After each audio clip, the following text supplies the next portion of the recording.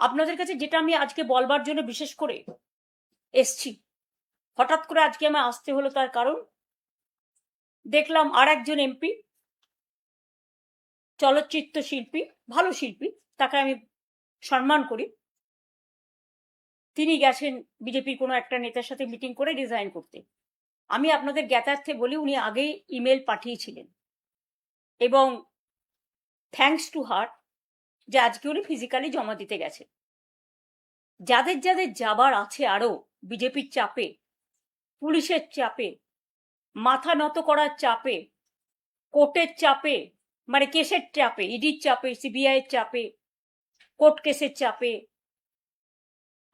তারপরে হচ্ছে ভয়ঙ্কর ভয়ঙ্কর সিআইডি কেসের চাপে, সিবিআই এর চাপে, আইসিওসির চাপে, এসটিএফ এর চাপে, তাদের অনুরোধ করে বলবো, প্লিজ 21শে জুলাইয়ের আগে যার যা সিদ্ধান্ত নেয়া, যারা যারা বাঁচতে চান জীবনে লোটা কম্বল নিয়ে, তারা দয়া করে যেখানে ইচ্ছে যান বিজেপির কথা শুনে। দয়া করে আমরা যে দলটি তৈরি করেছি তাকে কলঙ্ক লিপ্ত করবেন না। কলঙ্ক লিপ্ত করবেন না? কারা কলঙ্ক লিপ্ত করছেন? কাদেরকে আপনি নিয়েছিলেন তারা সব চলে যাচ্ছেন তাদের কোনো কারণে তারা যাচ্ছেন, তো নিয়েছিলেন কে? তো তারা এসে আপনাদেরকে কলঙ্ক লিপ্ত করে দিচ্ছিলেন। এখন যেতে বলছেন, লোটা কম্বল সব নিয়ে যেতে বলছেন। দর্শক, আমি আজকে দুপুরে যে ভিডিওটা করেছি, কোয়েল মল্লিক যে উনি পদত্যাগ করেছেন রাজ্যসভার এমপি থেকে, এবং তার কি ভবিষ্যৎ, আমি সেটাও একটা আন্দাজ দিয়েছি সূত্রে খবর বলে। তো আমি কিন্তু ওখানে বলেছিলাম যে যা দেখছি আবার না আজকেই মমতা ব্যানার্জি ফেসবুক লাইভে বসে যান। তো দেখলাম সত্যিই বসে গেছেন। আমি সেখানে বলেছিলাম যে এটা একটা বড় ধাক্কা। কোয়েল মল্লিক আলাদা ইমেজের, হয়তো ভেবেছিলেন যে সবাই তো চলে যাচ্ছেন, তো আসন্ন 21শে জুলাই যেটা ওই তারামণ্ডলের সামনে করতে বাধ্য হচ্ছেন, সেখানে হয়তো ওনাকে হাজির করিয়ে কিছু লোকজন টানার চেষ্টা হবে। তো সেটা তো হবে না, কারণ উনি তো পদত্যাগ করে দিয়েছেন। তো মনে হয় আজকে যে ধাক্কাটা উনি পেয়েছেন, আর মনে হয় ফেসবুক লাইভে তো আসবেন না, কিন্তু উনি দেখছি এসছেন। মানে এসছেন বলতে এক একটা মানুষ হন না, ভয় পেতে পেতে পেতে পেতে এমন একটা চরম জায়গায় চলে আসেন, তখন দেখবেন ভয়ে মানুষ চিৎকার করেন তো। চিৎকার দুরকমভাবে মানুষ করেন, একটা হচ্ছে সাহসী চিৎকার আর একটা হচ্ছে ভয়ে চিৎকার। মানে এমন একটা হতাশা গ্রাস করে যে, মানে ফ্রাস্ট্রেশন যেটাকে আমরা বলি, তো সেখানে হতাশা থেকে চিৎকার। তো দেখছি হতাশা থেকে চলে এসছেন, এসে বলছে লোটা কম্বল নিয়ে সব চলে যান, যার যাবার 21শে জুলাইয়ের আগে লোটা কম্বল নিয়ে চলে যান। ভাবুন, যার আহ্বান করার কথা লোকজনদেরকে, তিনি এতটাই হতাশাগ্রস্ত হয়ে পড়েছেন, মানে ফেড আপ হয়ে যাচ্ছেন, আটকাতে পারছেন না। এখন বলছেন যান যার যাওয়ার সব চলে যান, লোটা কম্বল নিয়ে সব চলে যান। মানে কতটা হতাশাগ্রস্ত হয়ে পড়েছেন মমতা ব্যানার্জি। আর এটাই হওয়ার কথা। আমি তো দুটো দেখালাম, কোয়েল মল্লিকের তো বিষয়টা সামনে এসছিলই, তারপরে এই খবরটাও সামনে চলে এসছে। এই খবরটাও মনীশ গুপ্ত, যাকে দলে নিয়েছিলেন, মন্ত্রী করেছিলেন, তখন অনেক বিতর্ক তৈরি হয়েছিল, তারপরেও উনি ওনার কোনো ভাবনা থেকে মন্ত্রী করেছিলেন, তিনিও চলে গেছেন। তিনিও বলেছেন আমি দল করব না, এবং উনি বলেছেন আমি রাজনীতিও করব না, ছেড়ে দিচ্ছি, বয়স হয়েছে। আর আমাকে বসিয়ে রাখা হয়েছিল 5 বছর, কোনো কাজ দেয়নি, বসিয়ে রাখা হয়েছিল। উনি নাকি দক্ষিণ কলকাতার দলের চেয়ারম্যান নাকি ছিলেন। যখন কেউ ছাড়েন তখন নানান সব কারণ সামনে এনে ছাড়েন, তো উনি এসব বলেছেন। বলে আবার উনি যেটা করেছেন, রাজ্যের বর্তমান মুখ্যমন্ত্রী শুভেন্দু অধিকারী, তার আবার প্রশংসাও করেছেন। খুব ভালো একজন মুখ্যমন্ত্রী, উনি পারবেন মানে উন্নয়নের গতি বৃদ্ধি করতে বা বাংলাকে উন্নত করতে। এতদিন পর একটা সত্যিই একজন মানে প্রশাসক, মানে একজন মুখ্যমন্ত্রী পাওয়া গেছে, মানে এইসব বলে বেশ প্রশংসাও করেছেন মিডিয়াতে, আমি যেটা দেখছিলাম। তো যার বিরুদ্ধে এই যে 21শে জুলাই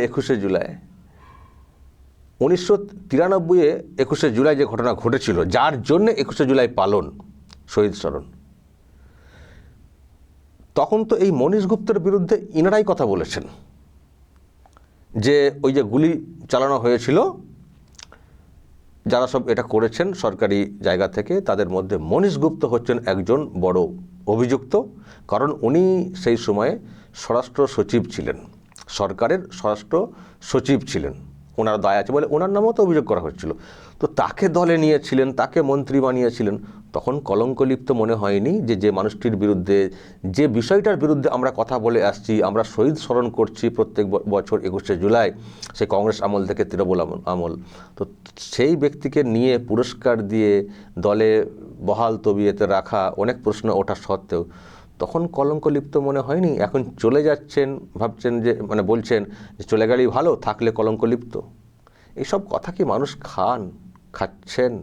বরং বুঝছেন আপনি কেন বলছেন, কোন যন্ত্রণা থেকে কথাগুলো বলছেন, কোন যন্ত্রণা থেকে, আপনার কি হাল, এটা মানুষ বুঝছেন। আর মনীশ গুপ্তর চলে যাওয়াটার পেছনে আমি আরেকটা ব্যাখ্যা দিতে পারি। দর্শক, আমরা এত রকমের ঘটনা, এতভাবে বিষয়টা আসছে, কিভাবে ব্যাখ্যা দেবো আমরাও মাঝে মধ্যে গুলিয়ে যাচ্ছি যে কোন দিকটা বলবো। অনেক কিছু ঘটছে, অনেক সাধারণ মানুষ, পরিবর্তনকামী যারা মানুষ, তারা অনেকে এনজয় করছেন, কিন্তু মাঝে মধ্যে এমন কিছু ধোঁয়াশা তৈরি হয়ে যাচ্ছে, কোন দিকটা বলবো, কোন দিকটা করবো বলা খুব মুশকিল।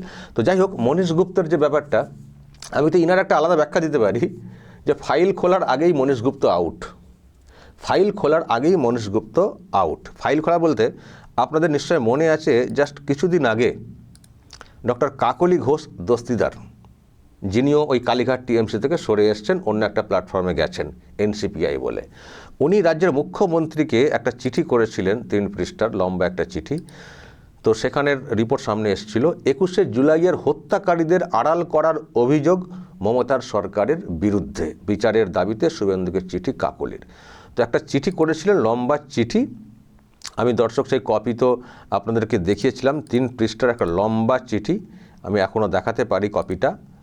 3 পৃষ্ঠার এই যে লম্বা একটা চিঠি, যে ওই ঘটনাকে আড়াল করার চেষ্টা হয়েছে, হত্যাকারীদের এর ব্যাপারটা।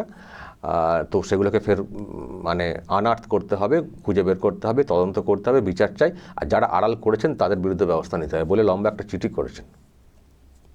আমি জানি না এই চিঠিটা যাওয়ার পরে মনীশ গুপ্ত অন্য কোনো ভয় পেয়েছেন কিনা, যেহেতু ওনার নামটা ওই কাণ্ডের সঙ্গে জড়িয়ে আছে। এখন ফাইল খোলা এখনও খবর আমরা পাইনি, কিন্তু উনি সেই ভয়ে তাড়াহুড়ো করে দলটা ছেড়ে চলে গেলেন কিনা, এবং বলছেন আমি কোনো দল আর করব না। তো ঠিক আছে, এটা ওনার দল করা না করা ওনার ব্যক্তিগত বিষয়, কিন্তু তৃণমূলের সঙ্গে সঙ্গ ত্যাগ করা হঠাৎ করে ওনার মনে পড়লো আজকের সময় এসে।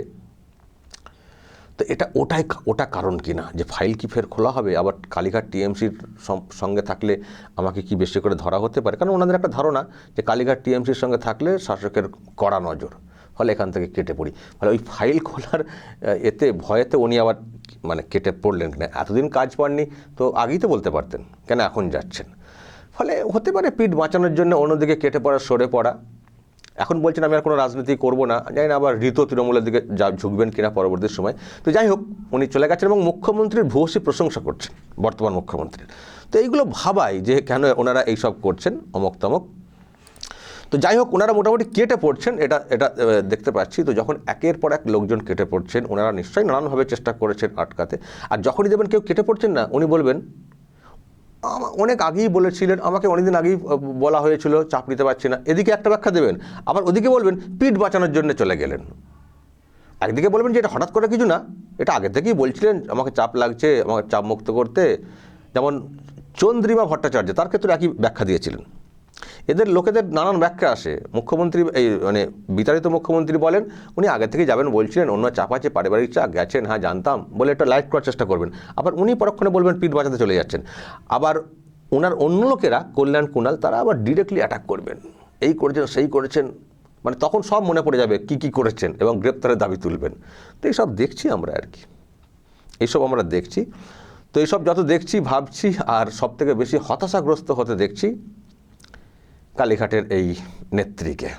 উনি বলছেন যান লোটা কম্বল নিয়ে সব চলে যান।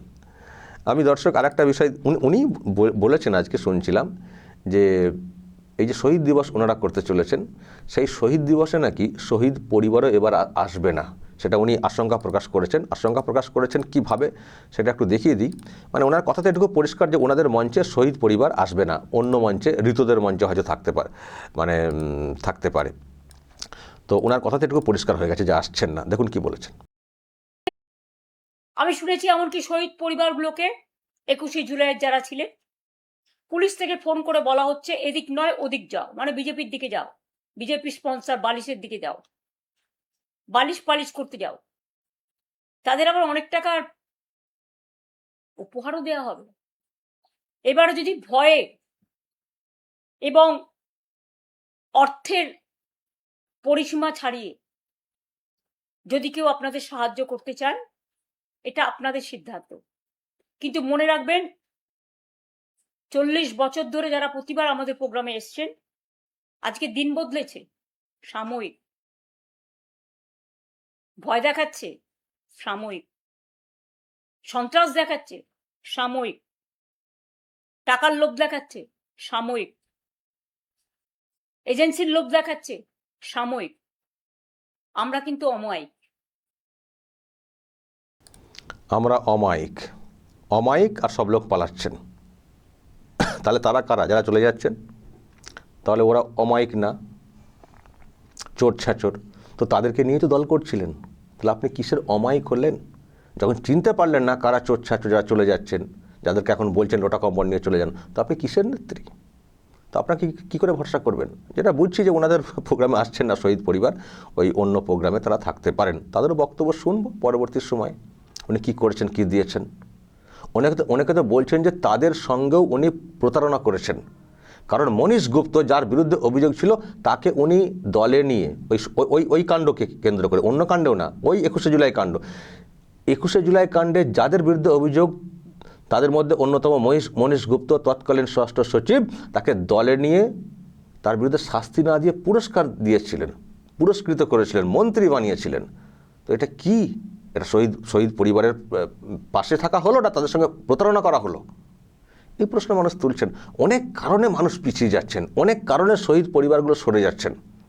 তখন আপনারা সরকারে ছিলেন, নানানভাবে সব প্রভাব খাটিয়ে আনছিলেন, মানুষ বলতে পারেননি আপনি যে কাণ্ডটা করেছেন মনীষ গুপ্তদেরকে সাথে নিয়ে। তো এখন তারা বুঝছেন যে আর ওরকম চেপে থাকার কোনো ব্যাপার নেই, যেদিকে সেদিকে আমি যেতে পারি। হয়তো সেরকম বলেছেন, উনি খবর পেয়েছেন, আসবেন না বলে তারা হয়তো কোনো, নিশ্চয়ই ওনারা যোগাযোগ করেছেন, আর ওনার আসবেন না বলেছেন, এখন অন্য ন্যারেটিভ বলতে শুরু করেছেন ফেসবুকে। তো যাই হোক, যা হচ্ছে ভালো হচ্ছে। দর্শক, আমি তো আজকে একটা দুপুরে একটা মানে শুভেচ্ছা বার্তাই বলবো জয় জগন্নাথের পেয়েছিলাম, সেটা দেখিয়েছিলাম। এখন আমি আরও একবার দেখাতে চাই। এই রাজ্যের একজন খুব বড় পদে থাকা এক ব্যক্তি আমাকে পাঠিয়েছেন, এবং তাকেও কেউ একজন পাঠিয়েছেন, সেটা জাস্ট ফরওয়ার্ড করেছেন আমাকে, যা সব হচ্ছে আর কি, এই কালীঘাট টিএমসি, ঋত টিএমসি এবং শাসকের এখন কি অবস্থান, সেই সব বিষয়ে আমি এখানে আরও একবার দেখাই। সেটা এই যে এটা ফরওয়ার্ডেড বলে আমাকে তিনি পাঠিয়েছেন, আমি নাম বলতে পারবো না এখন।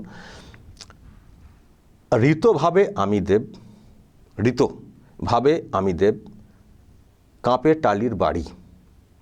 ঋতভাবে আমি দেব, কাঁপে টালির বাড়ি, আর পিসিভাবে ভাইপো দেব, হাসেন অধিকারী। মানে যা সব চলছে, মানে রথের দিনে দড়ি টানাটানি, রথের দিন না, তার আগে থেকেই চলছে, মানে এইসব চলছে, সবাই নিজেকে বিরাট বিরাট সব ভাবছেন, দিয়ে এইসব চলছে। আর ওই সব দেখে এখন জাস্ট এনজয়, মজা নেওয়া ছাড়া আর কী রয়েছে। তারপর তো বাকি ব্যবস্থা হবে পরবর্তী সময়। দর্শক, বলবেন যা বলার এবং নজর রাখবেন আরামবাগ টিভিতে।